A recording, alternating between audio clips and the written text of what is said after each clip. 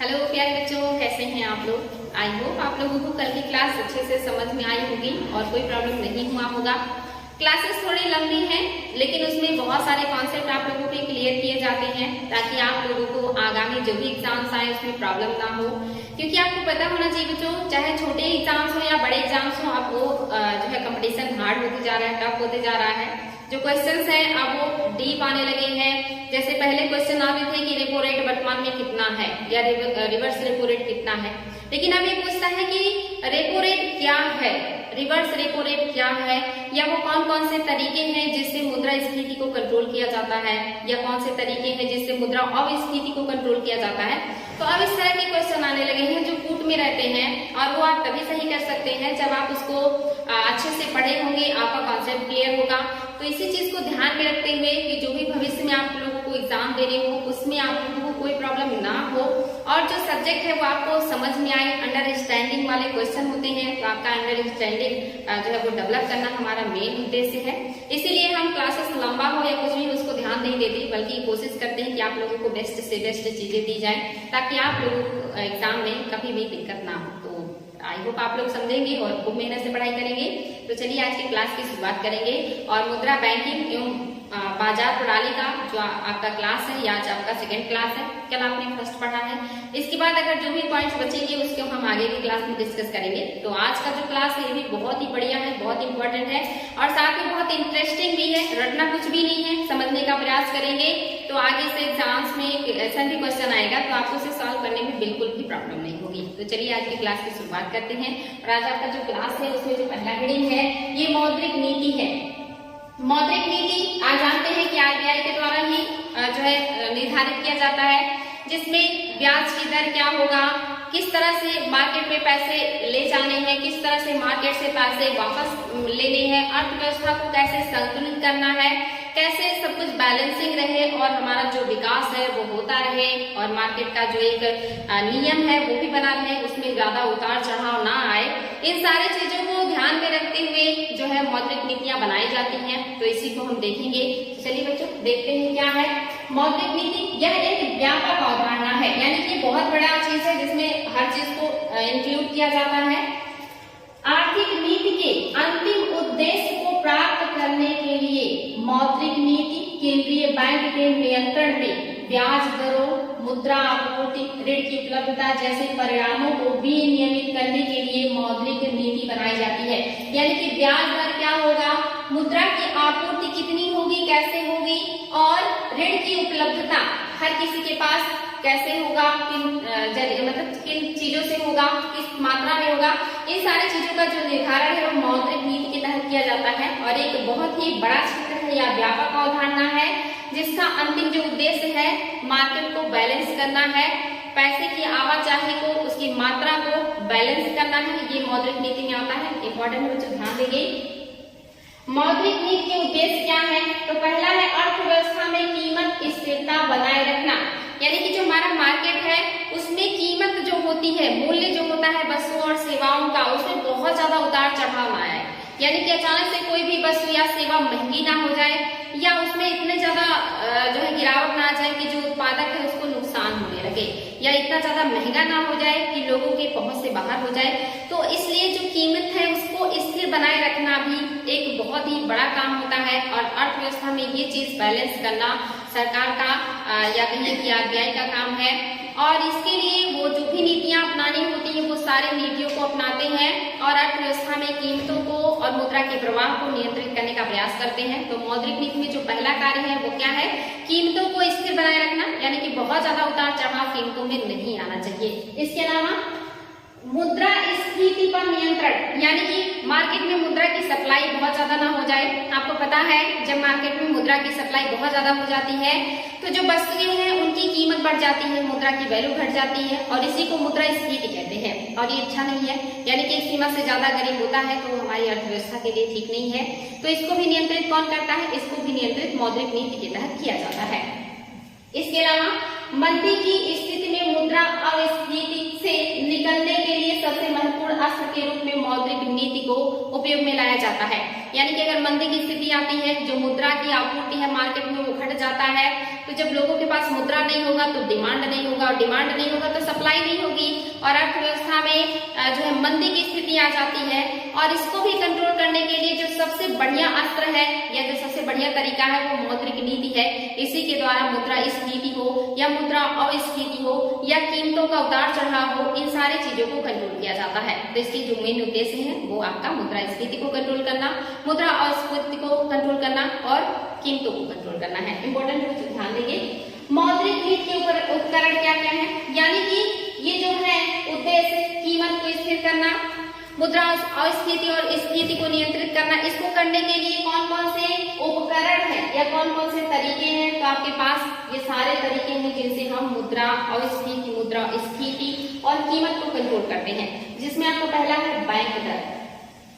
ये आप देखते रहिएगा बच्चों, ये जो होता है ये बदलता रहता है, इसके जो आंकड़े हैं ये घटते बढ़ते रहते हैं। हालांकि अभी जो है इस तरह के क्वेश्चन आना कम हो गया है, पहले इस तरह के क्वेश्चन आते थे, लेकिन अब क्वेश्चन डीप आने लगे हैं, अंडरस्टैंडिंग के आने लगे हैं। फिर भी आप लोग ये देखते रहिएगा, इससे आपको पता चलेगा कि वर्तमान में बैंक दर क्या है, रेपो रेट क्या है और रिवर्स रेपो रेट क्या है, तो ये देखना इंपॉर्टेंट है। इसके अलावा CRR कितना है, SRR कितना है, ये सारी चीजें कभी कभी एग्जाम में आ जाते हैं, खास करके बड़े एग्जाम्स में इस तरह के क्वेश्चन आते हैं फैक्ट बेस्ड। लेकिन जो बड़े एग्जाम्स होते हैं उसमें कॉन्सेप्ट क्लियर करने वाले क्वेश्चन होते हैं, जिसके कॉन्सेप्ट क्लियर होते हैं वही उसको कर पाते हैं। तो ये आप देखेंगे इतनी सारी नीतियां हैं जो आपके सामने है, इससे मार्केट में कीमत को स्थिर किया जाता है, मुद्रास्फीति को कम किया जाता है, मुद्रा अस्फीति को कंट्रोल किया जाता है। तो जिसमें आप देख रहे हैं बैंक दर। बैंक दर क्या होता है, तो इसमें आप देख रहे हैं दो तरह के उपकरण का उपयोग किया जाता है मौद्रिक नीति में। एक है मात्रात्मक उपकरण और दूसरा है गुणात्मक या गुणवत्ता परक उपकरण। मात्रात्मक में क्या होता है, मात्रात्मक मीन्स किसी की क्वांटिटी को कम और ज्यादा करना। जब इनके जो दर है इसको बढ़ाया जाता है तो वहां पे क्या होता है, मार्केट से पैसा बैंकों में आ जाता है, यानी कि मुद्रास्फीति कंट्रोल होती है। लेकिन अगर इन सभी के दरों को घटा दिया जाता है तो मार्केट में पैसे की सप्लाई बढ़ जाती है और मार्केट में जो मुद्रा अस्फीति होती है उसे कंट्रोल किया जाता है। तो यहाँ पे आप देखेंगे क्या क्या है, बैंक दर है, रेपो रेट है, रिवर्स रेपो रेट है, नकद आरक्षित अनुपात है, वैधानिक तरलता अनुपात है और खुले बाजार की क्रियाएं हैं। इनके द्वारा क्या होगा, जब भी इनमें बढ़ोतरी होगी तब मुद्रा स्फीति मार्केट में जो है कम होगा, क्योंकि जब ये बढ़ेंगे तो ज्यादा से ज्यादा पैसे बैंक के पास रह जाएंगे, मार्केट में नहीं जाएंगे, तो वहां पे मुद्रास्फीति कंट्रोल होता है। लेकिन अगर इन सभी में घटोतरी कर दिया जाए, इनका जो रेट है, इनका जो दर है वो कम कर दिया जाए, तो जो मार्केट में अस्फीति है वो कंट्रोल होता है, यानी कि मार्केट में मुद्रा की कमी को कंट्रोल किया जाता है, क्योंकि मात्रा जो है वो मार्केट में बढ़ जाती है। तो ध्यान दीजिए बच्चों, ये एग्जाम में आता है कि मुद्रास्फीति को कंट्रोल करने के लिए गवर्नमेंट क्या करेगी। तो अगर मुद्रास्फीति है यानी कि मार्केट में मुद्रा की सप्लाई ज्यादा है, तरलता ज्यादा है, तो गवर्नमेंट या बैंक क्या करती है, बैंक दर बढ़ा देगी, रेपो रेट बढ़ा देगी, रिवर्स रेपो रेट बढ़ा देगी, नगद आरक्षित अनुपात जिसको CRR कहते हैं यानी कि कैश रिजर्व रेशियो, इसको बढ़ा देगी। दूसरा वैधानिक तरलता अनुपात यानी कि स्टैट्यूटरी लिक्विडिटी रेशियो यानी कि SLR को बढ़ा देगी, और खुले बाजार की जो क्रियाएं हैं इसको भी बढ़ा देगी। और अगर ये सारी चीजें गवर्नमेंट बढ़ा देती है, RBI बढ़ा देता है, तो क्या हो जाएगा, स्फीति कंट्रोल होगा, मार्केट से जो पैसे हैं वो बैंकों के पास आ जाएंगे। इसके अलावा ये भी उपयोग में लाया जाता है, ये गुणात्मक उपकरण है, जिसमें आप देखेंगे सीमांत आवश्यकता है, साख की राशि है, नैतिक प्रभाव है। ये गुणात्मक यानी कि उनकी क्वालिटी में आप देखेंगे जो है डिफरेंसेस में आते हैं, हम कोई के करके जो है पढ़ेंगे, जिसमें हम पहले पढ़ेंगे बैंक दर को। बैंक दर क्या है, बैंक रेट वह दर है जिस पर RBI विनिमय बिलों या अन्य वाणिज्यिक पत्रों को खरीदने या बदलने का कार्य करती है, यानी कि खरीदने या बेचने का काम करती है, तो उसी को क्या कहेंगे, बैंक दर कहेंगे। यानी कि बैंक दर वह दर है जिस पर RBI वाणिज्यिक बैंकों को दीर्घकालिक ऋण उपलब्ध कराता है। इंपॉर्टेंट बच्चों ध्यान देंगे कि जो RBI है उसी से जितने भी वाणिज्यिक बैंक है, कमर्शियल बैंक है, वो ऋण प्राप्त करते हैं, और ऋण प्राप्त करने के बाद वो मार्केट में लोगों को लोन देते हैं और जो है ऐसे भी पैसों को लेन देन में लोगों की मदद करते हैं। तो ये जो वाणिज्यिक बैंक है वो किसी रेट पे या किसी दर पर RBI से पैसे लेते होंगे, तो जिस दर पे RBI वाणिज्यिक बैंकों को दीर्घकालीन ऋण देता है, यानी कि लंबे समय के लिए, कई सालों के लिए वाणिज्यिक बैंकों को आरबीआई ऋण देता है, तो इसको बैंक रेट कहते हैं या बैंक दर कहते हैं। ये दीर्घकालिक होगा।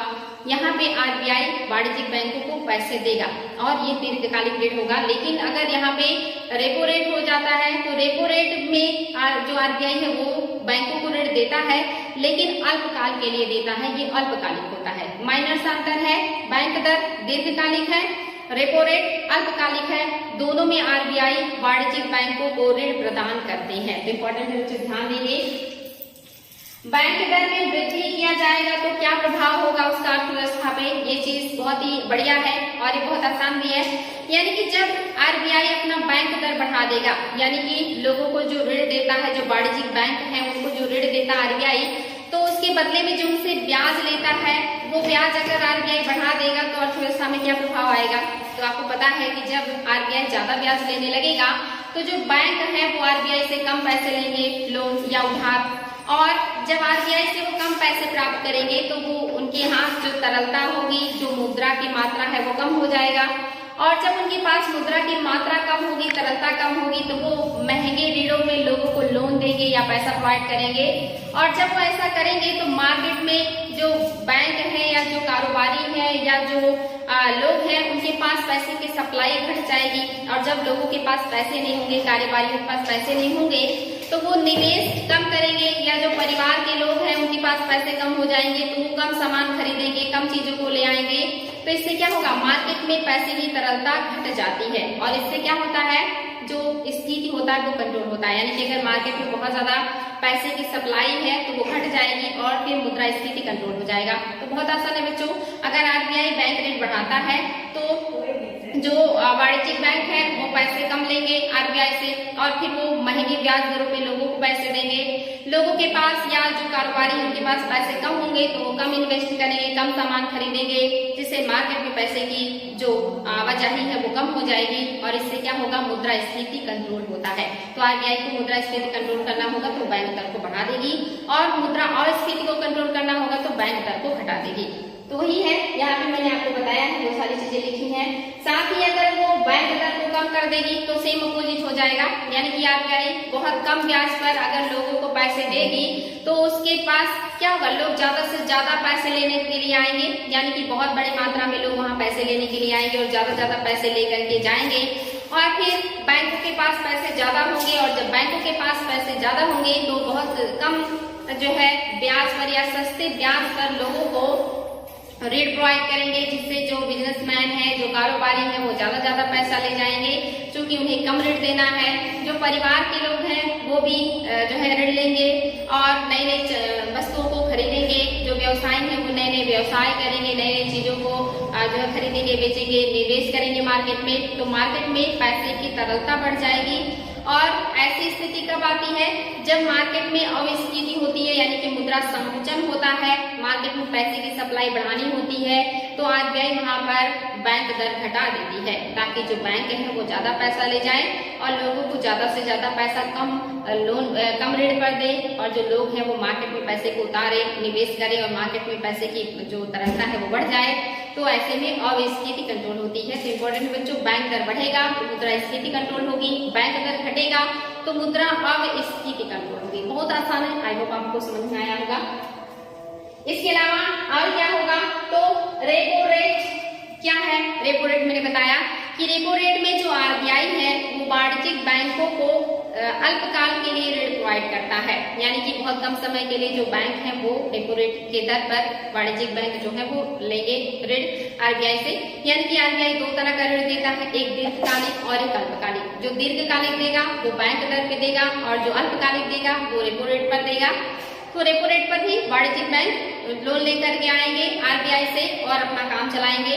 जब ये रेपो रेट को बैंक बढ़ा देगा, यानी कि आरबीआई जब रेपो रेट को बढ़ाएगा, यानी कि ब्याज दर को बढ़ाएगा, अगर उनको अल्पकाल के लिए ऋण चाहिए और उस पर उन्हें महंगा ब्याज देना पड़ेगा आरबीआई को, तो वो क्या करेंगे, कम पैसा लेंगे आरबीआई से। और जब उनके पास पैसा कम होगा और उन्हें महंगे जो है रेट पर पैसा मिलेगा उधार, तो वो क्या करेंगे, वो फिर लोगों को भी उधार महंगे रेट पर देंगे, लोन भी वो लोगों को महंगे रेट पर देंगे। ऐसे में जो लोग हैं, जो छोटे मोटे व्यापारी हैं, जो कारोबारी हैं, वो भी पैसा कम लेंगे बैंक से, और जब वो पैसा कम लेंगे, परिवार के लोग पैसा कम लेंगे तो निवेश कम करेंगे, सामान की खरीद बिक्री भी कम करेंगे, और ऐसे में मार्केट में क्या होगा, पैसे की सप्लाई घट जाएगी। और अगर उस समय मुद्रास्फीति है मार्केट में तो मुद्रास्फीति कंट्रोल होता है, तो गवर्नमेंट या जो आरबीआई है वो मुद्रास्फीति को कंट्रोल करने के लिए रेपो रेट को बढ़ा देती है। और सेम अपोजिट होगा, अगर वो रिवर्स जो है रेपो रेट को घटा देगा तो वहाँ पे अल्पकालिक ऋण बहुत सस्ते में मिलने लगेगा वाणिज्यिक बैंकों को, और वाणिज्यिक बैंक बड़े पैमाने पे पैसा आरबीआई से लेंगे और अपने यहाँ सस्ते दरों पर लोगों को लोन देंगे, लोगों को उधार देंगे। और यहाँ पर जो व्यापारी वर्ग है, जो व्यवसायी वर्ग है, जो लोग हैं, चाहे वो आम लोग हो या बिजनेसमैन हो, वो सारे लोग ज्यादा से ज्यादा पैसा लेकर के जाएंगे और मार्केट में पैसे की जो आवाजाही है वो बढ़ जाएगी, और इससे मुद्रा अस्फीति कंट्रोल होता है। ये भी इम्पोर्टेंट है बच्चों कि बैंक दर हो या रेपो रेट हो, जब ये दोनों बढ़ेंगे तो मुद्रास्फीति कंट्रोल होगा, और जब इन दोनों का दर घटेगा तो मुद्रा अस्फीति कंट्रोल होगा। तो वेरी वेरी इंपॉर्टेंट है, आई होप आपको बहुत अच्छे से समझ में आया होगा। इसके अलावा आपने देख लिया रेपो रेट बढ़ाने पे क्या होगा, रेपो रेट घटाने पे क्या होगा। अब हम देखेंगे reverse repo rate. Reverse repo rate क्या है? तो जो रिवर्स रेपो रेट दर है ये क्या होता है, ये भी आरबीआई से ही जुड़ा हुआ है, लेकिन आपने देखा कि जहाँ पे जो बैंक दर है वो दीर्घकालिक ऋण है, यानी कि जो वाणिज्यिक बैंक है उन्हें अगर लोन लेना है तो उन्हें दीर्घकालिक लोन मिलेगा और ये आरबीआई से मिलेगा। जो रेपो रेट है इसमें अल्पकालिक ऋण मिलेगा वाणिज्यिक बैंकों को आरबीआई से, और जो रिवर्स रेपो रेट है इसमें क्या होता है, तो यहाँ पे उल्टा हो जाता है, यानी कि जितने भी वाणिज्यिक बैंक हैं अगर उनके पास पैसे ज्यादा हो गए हैं, लोगों ने उनके पास पैसे ज्यादा जमा किए हैं, लोन कम लिया है, तो बैंक के पास पैसे ज्यादा हो जाएंगे। ऐसे में वो उन पैसों को रख के क्या करेगा, तो उसे फायदा लेना चाहेगा, और फायदा लेने के लिए वो क्या करेगा, आरबीआई के पास जाएगा और कहेगा कि हम आपके पास पैसे जमा करने आए हैं अपनी, और उसको जमा करने के एवज में जो आरबीआई जो है उनको जो है आरबीआई से उन्हें जो फायदा प्राप्त होता है वो रिवर्स रेपो रेट कहलाता है। यानी कि जैसे हम अपने पैसे बैंक में जमा करने जाते हैं तो अगर हम ज्यादा दिनों के लिए जमा करते हैं तो बैंक हमें उस पर कुछ पैसे एक्स्ट्रा देता है और हमें उससे फायदा होता है, इसीलिए हम अपने घर के एक्स्ट्रा पैसों को या जो ज्यादा पैसा होता है उसको लाभ कमाने के लिए बैंक में जमा कर देते हैं। ऐसे ही जो बैंक है उन्हें भी अपने पास जब उनके पास पैसे ज्यादा हो जाते हैं और वो उससे लाभ प्राप्त करना चाहते हैं, यानी कि जो लोग हैं वो ज्यादा मात्रा में आकर के बैंक में पैसा जमा कर दे रहे हैं, फिक्स डिपॉजिट कर रहे हैं, कोई लोन नहीं ले जा रहा है या पैसे नहीं ले जा रहे हैं, तो बैंक के पास पैसे ज्यादा हैं तो वो रख करके उससे कोई फायदा तो है नहीं, तो फायदा कमाने के लिए क्या करेगा, रिजर्व बैंक के पास जमा करेगा, और जब वो रिजर्व बैंक के पास जमा करेगा तो रिजर्व बैंक उस पर उसे कुछ जो है एक्स्ट्रा पैसे दे करके वापस करेगा। इसी को रिवर्स रेपो रेट कहते हैं। इसमें वाणिज्यिक बैंकों को फायदा होता है आरबीआई के द्वारा।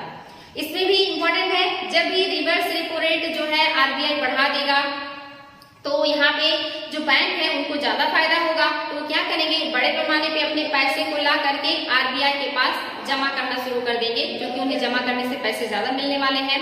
तो यहाँ पर क्या होगा, मार्केट से जो पैसे हैं वो खींच लिए जाएंगे आरबीआई के द्वारा, पैसे मार्केट में ना जा करके आरबीआई के पास आ जाएंगे, और ऐसे में अगर मुद्रास्फीति है तो वो कंट्रोल हो जाता है। और अगर रिवर्स रेपो रेट को घटा दिया जाता है तो ऐसे में वाणिज्यिक बैंक आरबीआई के पास पैसे जमा करने कम जाएंगे, क्योंकि वहां जमा करने से उन्हें बहुत ज्यादा फायदा नहीं है, बहुत कम जो है दर पर उनको ब्याज मिलेगा, उनके जमा पूंजी पर आरबीआई बहुत कम पैसा देगा।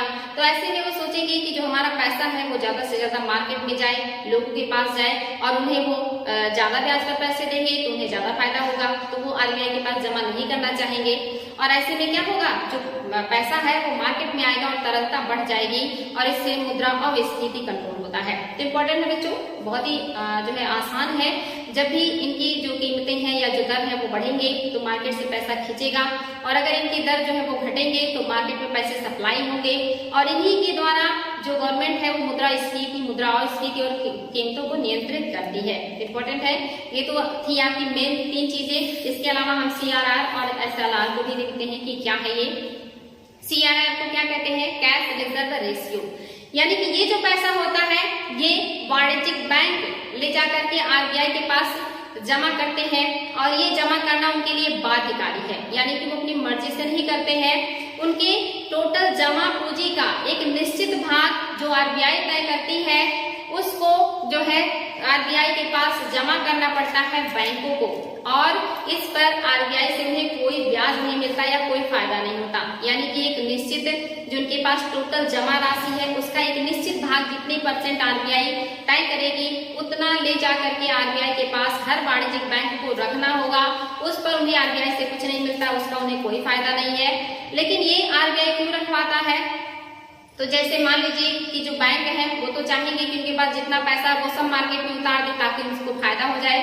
तो ऐसे में कभी कभी जो पैसे होते हैं बैंक के वो गलत हाथों में चले जाते हैं और बैंक जो है एनपीए जैसी समस्याओं में बच जाता है। आजकल इस तरह की प्रॉब्लम बहुत ज्यादा चल रही है। तो एनपीए को आप लोग आई समझ रहे होंगे कि यहाँ पर जो पैसे बैंक दे देता है किसी को उधार और वो पैसे उसे वापस नहीं मिलते तो एनपीए में चले जाते हैं, उसको नुकसान हो जाता है बैंक को। तो ऐसे में बैंक टूट ना जाए, वो पूरी तरह से दिवालिया ना हो जाए, इसलिए जो आरबीआई उसके ऊपर बाध्यकारी करती है कि आप अपने टोटल जमा का कुछ हिस्सा हमारे पास जमा रखिए, जब आपको मुसीबत होगी या जब कोई प्रॉब्लम होगी तो ये पैसे हम आपको वापस दे देंगे।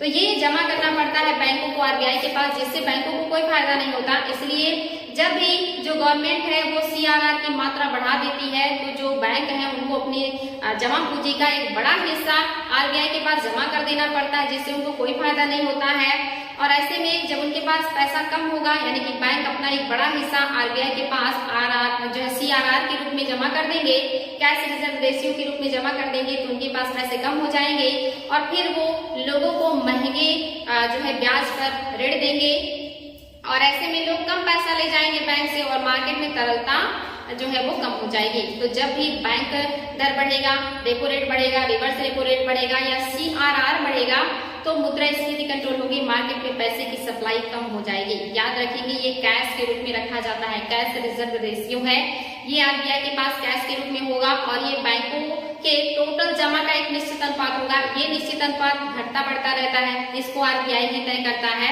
कि कब कितना होगा। यानी कि ये सारी चीजें तय करने का जो अधिकार है वो आरबीआई को है और वो इन अर्थव्यवस्थाओं में मुद्रास्फीति और स्फीति और कीमत को कंट्रोल करने के लिए इन सारी चीजों को घटाता बढ़ाता रहता है समय समय पर। इसीलिए हमें इससे अपडेट होना पड़ता है बार बार कि इस समय रिवर्स रेपो रेट कितना है, रेपो रेट कितना है, बैंक दर कितना है, सीआरआर कितना है, एसएलआर कितना है।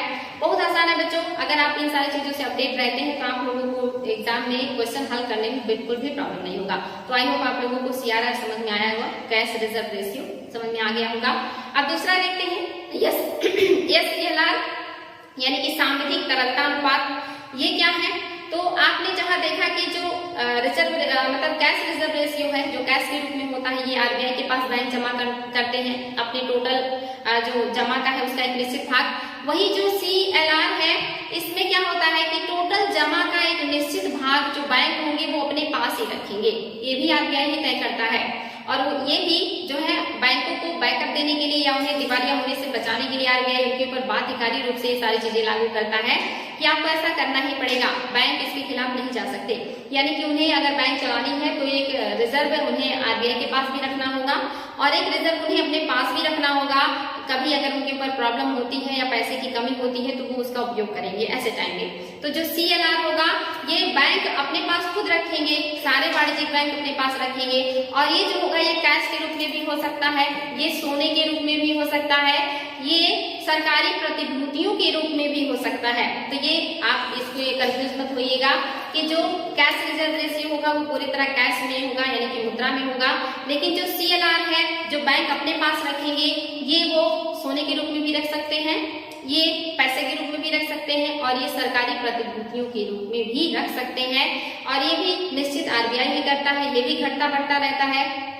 और इसमें भी जब बढ़ोतरी करेंगे यानी कि बैंकों के पास जितना पैसा है उसका एक निश्चित अनुपात अगर बढ़ा दिया जाए तो ज्यादा से ज्यादा पैसा उन्हें रिजर्व रूप में रखना होगा, तो उनके पास पैसे कम हो जाएंगे तो वो मार्केट में फिर महंगे ब्याज पे जो है लोगों को लोन देंगे तो लोग पैसे कम ले जाएंगे, कम निवेश होगा, कम इन्वेस्ट होगा, लोग कम खरीद फरोख्त करेंगे तो मार्केट में पैसे की सप्लाई घटेगी, तो ऐसे में मुद्रास्फीति कंट्रोल हो जाता है। और अगर इसका दर घटा दिया जाता है तो बैंक एक बहुत छोटा अमाउंट रख के बाकी सारा खर्चा करेंगे, तो ऐसे में जो मार्केट में है मुद्रा की सप्लाई बढ़ेगा और मुद्रा की जो अस्फीति है वो कंट्रोल होता है।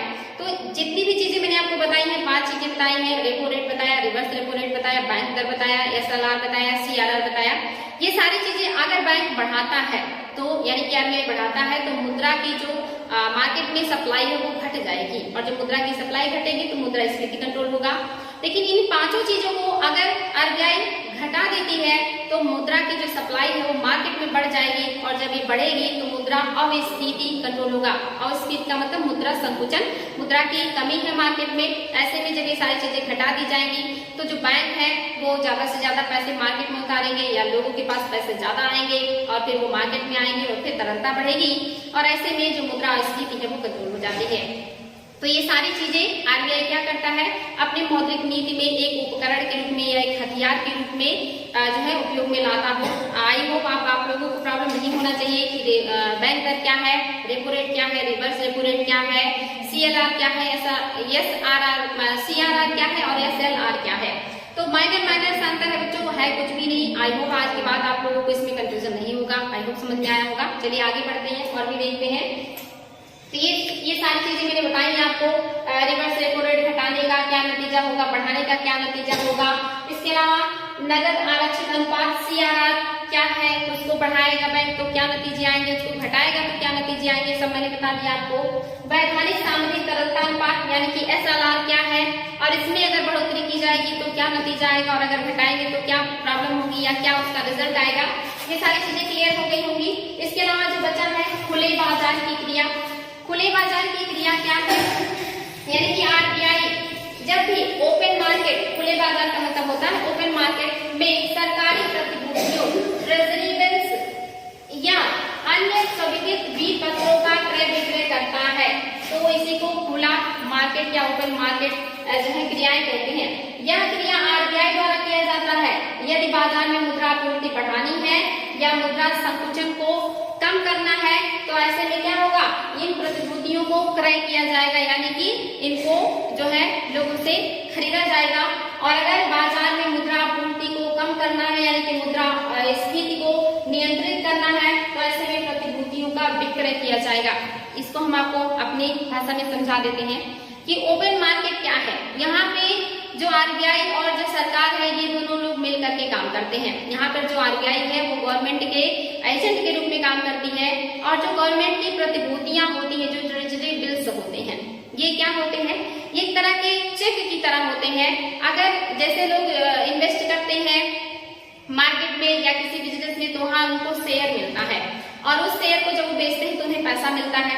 ऐसे जो गवर्नमेंट है ये अपनी प्रतिभूतियों को या अपने बिल्स को बेचती है मार्केट में, और उसको जो खरीदता है उस पर कभी कभी ये होता है कि जब खरीदेंगे तभी आपको फायदा मिल जाएगा, और कभी कभी ऐसा होता है कि उसको खरीदने के बाद एक टाइम के बाद जब उसे वापस करने का टाइम आएगा और जब आप उसे वापस करेंगे तो जितने भी वो बिल खरीदे रहेंगे उससे ज्यादा पैसे आपको वापस मिलेंगे। तो इसीलिए लोगों को फायदा होता है, जो लोग हैं वो इन बिल्स को खरीदते हैं क्योंकि ये गवर्नमेंट के द्वारा जारी की जाती है। तो इसमें धोखाधड़ी की कोई गुंजाइश नहीं होती या पैसे डूबने का बिल्कुल भी खर्चा नहीं होता। हालांकि फायदे कम होते हैं लेकिन लोग इसको लेना ज्यादा पसंद करते हैं क्योंकि ये विश्वसनीय है। गवर्नमेंट कहाँ भाग के जाएगी, बैंक तो भाग भी सकते हैं। तो ऐसे बिल्स को लोग खरीदते हैं। अगर वो बिल्स को खरीदेंगे, जब से सरकार को पैसे की ज्यादा जरूरत होती है तो अपने बिल्स को बेच करके लोगों से पैसा प्राप्त कर लेती है, और एक निश्चित टाइम के बाद उस बिल्स को लोगों से वापस प्राप्त करके उनको पैसा थोड़ा ज्यादा मात्रा में बढ़ा के दे देती है, जिससे लोगों को फायदा हो जाता है और तत्कालीन गवर्नमेंट का काम हो जाता है। तो ये जो बिल्स हैं इनको ओपन मार्केट में आरबीआई के द्वारा बेचा जाता है। जब ये क्रय किया जाएगा यानी कि लोगों से इसको खरीदा जाएगा तो ऐसे में क्या होगा, यानी कि जो बिल्स हैं उनको लोगों से खरीदा जाएगा तो उनको पैसे ज्यादा बढ़ा के दिए जाएंगे, तो लोगों के पास पैसे ज्यादा जाएंगे। अब जब लोगों के पास पैसे ज्यादा जाएंगे या जो वाणिज्यिक बैंक है वो भी इस तरह के बिल्स खरीदते हैं, अपने पास एसएलआर के रूप में रखते हैं, तो उनसे जब ये प्रतिभूतियां आरबीआई खरीदेगी जो गवर्नमेंट द्वारा जारी की गई है तो उसके बदले में लोगों को पैसा देगी और उस पर बढ़ा के पैसा देगी, और जब ये पैसा मार्केट में जाएगा तो तरलता बढ़ेगी, और जब तरलता बढ़ेगा तो क्या होगा, मुद्रा अस्फीति कंट्रोल होगा। लेकिन कभी कभी क्या होता है, मार्केट में पैसे ज्यादा हो गए हैं और ऐसे में मार्केट से पैसे वापस प्राप्त करने हैं ताकि जो मुद्रा स्फीति है वो कंट्रोल किया जा सके, तो उसके लिए आरबीआई क्या करेगी, इन प्रतिभूतियों का विक्रय करेगी। यानी कि जब वो इन पत्रों को या बिल्स को बेचेगी तो लोग क्या करेंगे, अपना पैसा दे करके उस पत्र को खरीदेंगे, तो जो पैसे हैं मार्केट में वो ज्यादा से ज्यादा आरबीआई के पास आ जाएगा, और जब आरबीआई के पास पैसे आएंगे तो मार्केट में पैसा कम होगा और मार्केट की जो स्थिति है, मुद्रा स्थिति, वो कंट्रोल होगा। यानी कि जब मार्केट में पैसा जाएगा तो मुद्रा अस्फीति कंट्रोल होगा, और जब इन पत्रों को जो है खरीद लिया जाएगा तो वहाँ पे जो पैसे हैं वो क्या हो जाएंगे, मार्केट में जाएगा तो मुद्रा और स्फीति कंट्रोल होगा। तो ये भी कंट्रोल करने का एक तरीका है, जब पत्रों को बेचा जाएगा तो लोगों के पास पैसा जाएगा, और लोगों के पास पैसे जाएंगे तो मुद्रा स्फीति का जो अस्फीति वो कंट्रोल हो जाएगा। और जब मार्केट से पैसा लेना होगा तो इन्हीं चीजों को, जो पत्र है, इनको क्या किया जाएगा, इनको जो खरीद लिया जाएगा, उन लोगों के पास पैसे ज्यादा जाएंगे। तो या इनको भी खरीदने बेचने का काम गवर्नमेंट या आरबीआई तब करती है जब मार्केट में पैसे की सप्लाई को बढ़ानी होती है, पैसे की सप्लाई को घटानी होती है। तो इसको भी एक जो उपकरण के रूप में उपयोग में लाया जाता है ओपन मार्केट को, यानी कि ओपन मार्केट जो नीति है, ये सरकारी जो आरबीआई है वो सरकार की तरफ से काम करती है, जहाँ पे प्रतिभूतियों को बेचा और खरीदा जाता है, पैसे को मार्केट में बढ़ाया जाता है और उसकी सप्लाई को घटाया जाता है। हमेशा याद रखेंगे बच्चों, जब भी इनको बेचा जाएगा तो यानी कि मार्केट में पैसे जो है उसको सोखा जाएगा, क्योंकि जो भी व्यक्ति इस बिल को खरीदेगा वो पैसा जमा करेगा, और जब इनको मार्केट से खरीदा जाएगा प्रतिभूतियों को, तो मार्केट में पैसे की सप्लाई बढ़ाई जाती है। तो ये भी एक नीति है, बहुत आसान है, आप लोगों को आई समझ में आया होगा। नहीं समझ में आएगा तो वीडियो को बार बार रिवाइज करके सुन लीजिएगा, उसके बाद आपको बिल्कुल रटना नहीं पड़ेगा, बिल्कुल जुबान पे आप लोगों के सारे आंसर होंगे, क्योंकि ये बहुत ही आसान है, समझ का क्वेश्चन है, तो ये आप लोग गलत भी नहीं करेंगे। तो आई होप आपको खुले बाजार की क्रियाएं समझ में आई गई होंगी। आरबीआई और सरकार के मिली जुली कार्य है यहाँ पे, ये भी बाजार में मुद्रास्फीति, अस्फीति और कीमतों को नियंत्रित करने के लिए किया जाता है। ये तो थे आपने मात्रात्मक उपकरण जो आपने देखा, ये जो है 6 तरीके हैं जिससे मुद्रा की मात्रा घटाई और बढ़ाई जाती है मार्केट में, और ये कंट्रोल होता है। अब हम गुणात्मक उपकरण को देखेंगे, और जो गुणात्मक उपकरण है इसमें सबसे पहला जो है वो आपका सीमांत आवश्यकता है, और दूसरा जो है ये साख की राशनिंग है, और तीसरा जो है ये नैतिक प्रभाव है। इसको भी देख लेते हैं बच्चों, ये और भी आसान है। सीमांत आवश्यकता क्या है, यानी कि जब भी कोई व्यक्ति किसी बैंक के पास अपने जो है लोन लेने के लिए जाता है तो उनके पास गिरवी कुछ रखता होगा। जैसे अगर कोई गवर्नमेंट जॉब में है तो फिर तो उसको दिक्कत नहीं है, लेकिन अगर वो किसान है या मजदूर है तो अपनी जमीन, अपना घर, ऐसी कोई चीज वो गिरवी रखेगा और उसके बदले में बैंक से उसे पैसे मिलते हैं। तो आपको पता होना चाहिए कि जो बैंक जितना पैसा देता है उस व्यक्ति को, उसके पास जो गिरवी रखी जाती है बस उसकी कीमत हमेशा ज्यादा होती है, तभी जो बैंक है वो सिक्योर होता है और अपने पैसे देता है। क्योंकि अगर वो पैसे डूब गए तो ताकि उस संपत्ति को बेच करके उसे अपना पैसा अधिकतम प्राप्त हो सके, तो इसीलिए जो लोग गिरवी रखते हैं उसका रेट ज्यादा होता है या उसकी कीमत ज्यादा होती है अपेक्षाकृत जितना वो बैंक से प्राप्त कर रहे हैं। यानी कि जो गिरवी रखी हुई वस्तु है वो और जो हम बैंक से ले रहे हैं लोन, वो उन दोनों के बीच जो अंतर है, एक ज्यादा है और एक कम है, तो इन दोनों के बीच जो डिफरेंसेस है, जो अंतर है, इसी को क्या कहते हैं? इसी को कहते हैं सीमांत आवश्यकता। सीमांत आवश्यकता याद रखेंगे बच्चों, जो गिरवी रखी गई चीज है उसकी कीमत अधिक होगी अपेक्षाकृत जो पैसे हम बैंक से लेंगे, और उन दोनों के बीच जो अनुपात आ रहा है, अंतर आ रहा है, उसी को कहते हैं सीमांत आवश्यकता।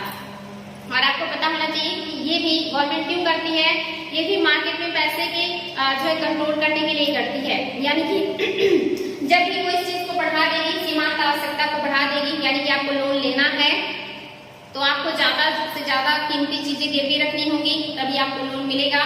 तो जब ऐसी चीजें बढ़ा देगी आरबीआई तो लोग लोन कम लेंगे, क्योंकि उन्हें बहुत महंगा सामान या ज्यादा कीमत का सामान आरबीआई बैंक के पास गिरवी रखना होगा, तभी उन्हें अपनी जरूरत का पैसा मिलेगा। तो ऐसे में लोग क्या करेंगे? लोन कम लेंगे और मार्केट में पैसे की आवाजाही जो है वो कम हो जाएगा। और अगर इसको जो सीमांत आवश्यकता है इसको कम कर दे गवर्नमेंट, यानी कि कम कीमती चीजें रख करके भी आप अपनी जरूरत के पैसे प्राप्त कर सकते हैं, तो ऐसे में लोग क्या करेंगे? कम चीजें रख करके भी पैसा प्राप्त कर लेंगे बैंक से और ज्यादा पैसा प्राप्त करने का प्रयास करेंगे, जिससे मार्केट में पैसे की सप्लाई बढ़ जाएगी और ऐसे में जो है मुद्रा अस्फीति कंट्रोल होता है। तो ये भी गवर्नमेंट का तरीका, यानी कि गवर्नमेंट या जो आरबीआई है पैसे को बढ़ाने और घटाने के उसके पास एक दो तरीके नहीं है, उसके पास बहुत सारे तरीके हैं जिनके द्वारा वो मार्केट में पैसा उतारती है और मार्केट से पैसा वापस प्राप्त भी करती है। तो जो सीमांत आवश्यकता है इंपॉर्टेंट है बच्चों, ध्यान रखेंगे। लोन प्राप्त करने के लिए जो हम गिरवी रखते हैं उसकी कीमत और लोन के बीच का जो डिफरेंसेस है इसी को सीमांत आवश्यकता कहते हैं। और इसको बढ़ाने से मुद्रा की सप्लाई घटेगी और इसको घटाने से मुद्रा की सप्लाई बढ़ जाती है। तो आई होप अब आप लोगों को नहीं भूलेगा। इसके अलावा क्या है, साख की रोशनी। साख की रोशनी क्या है, तो कह रहे हैं इसमें यानी कि साख की रोशनी में आरबीआई वाणिज्यिक बैंकों के ऋण देने की अधिकतम सीमा निर्धारित कर देती है। यानी कि जो आरबीआई है वो ये नहीं कहती कि बैंकों से कि आपके पास जितना पैसा है वो सारे आप ऋण के रूप में दे सकते हो, तो प्रॉब्लम हो जाएगी। यानी कि अगर वो ज्यादा से ज्यादा ऋण गलत हाथों में चले गए तो बैंक तो दिवालिया हो जाएगा। इसीलिए जो आरबीआई है वो उनको रोकती है, निश्चित करती है कि आप इससे ज्यादा ऋण नहीं दे सकते। यानी कि आपको जमा भी प्राप्त करना, आपके पास जमा पूंजी भी रहनी चाहिए, इससे ज्यादा आप ऋण नहीं दे सकते।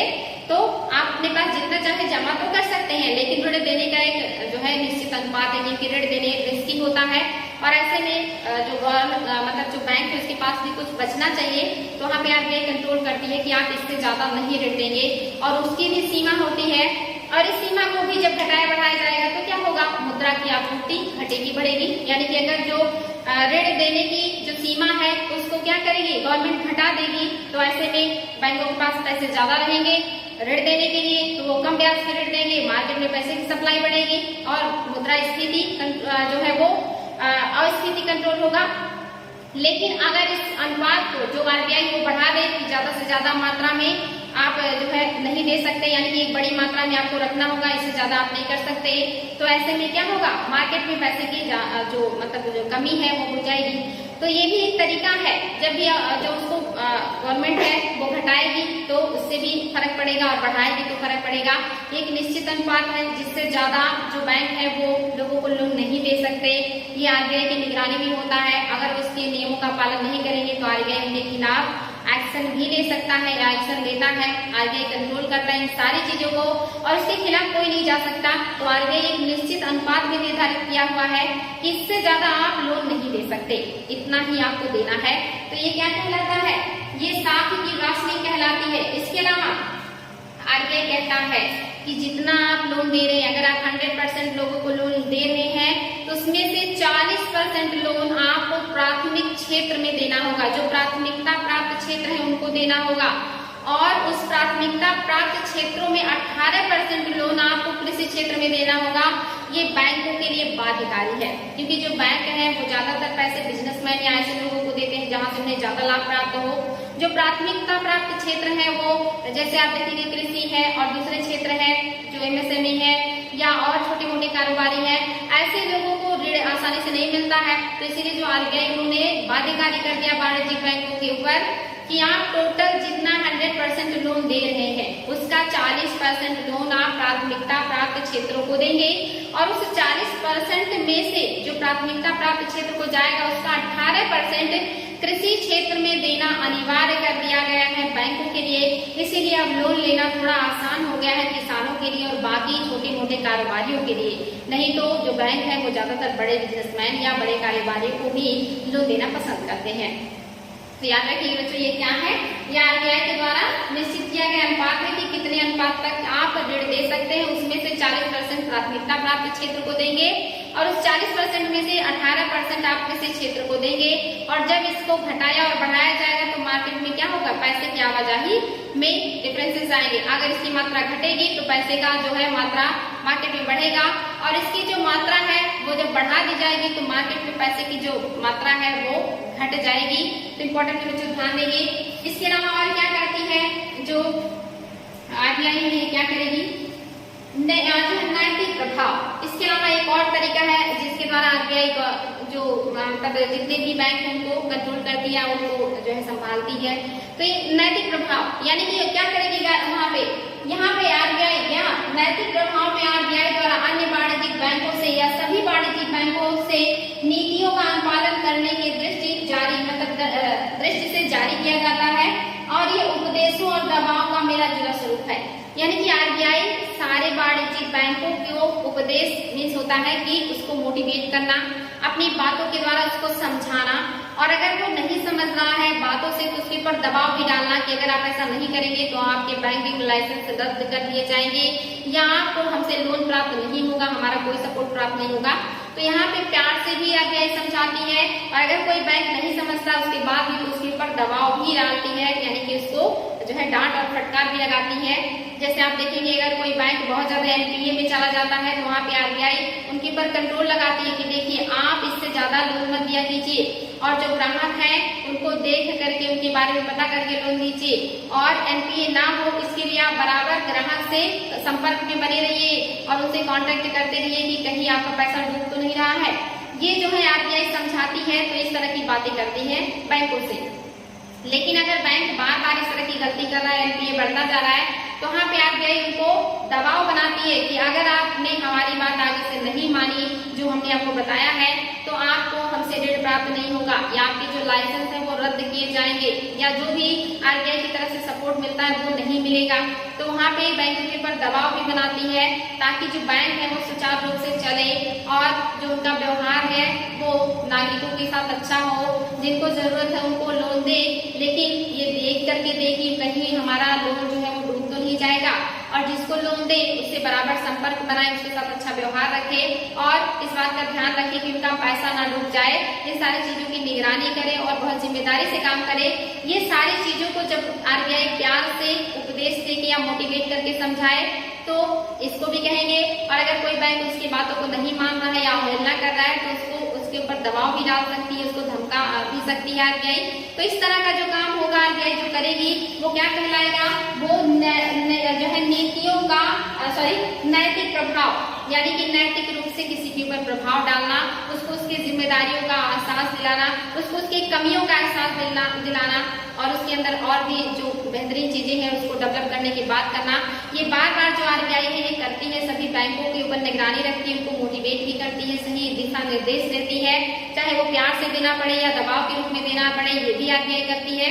तो आज आपने देखा कि RBI कितने तरीके से मार्केट में मुद्रा के आवाजाही को कंट्रोल करती है, कैसे जो है मुद्रा को जो स्फीति है उसको कंट्रोल करती है, कैसे मुद्रा अस्फीति को कंट्रोल करती है, कैसे कीमतों की उतार चढ़ाव को संतुलित करती है। वो सारी चीजें मैंने आपको आज बताई बच्चों, और यही एग्जाम में बार बार आता है, इसको आप लोग बार बार पढ़ लीजिएगा, रिविजन कर लीजिएगा, ताकि एग्जाम में जब भी ये क्वेश्चन आए तो आप लोगों से बिल्कुल गलती ना हो।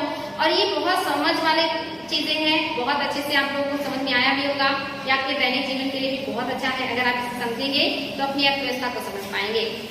तो आई होप आप लोगों को अच्छा लगा होगा क्लास और समझने में कोई प्रॉब्लम नहीं हुई होगी। तो आप मेहनत कीजिए, सिर्फ पढ़ाई कीजिए। आज के लिए इतना ही बच्चों, फिर मिलेंगे। Thank you.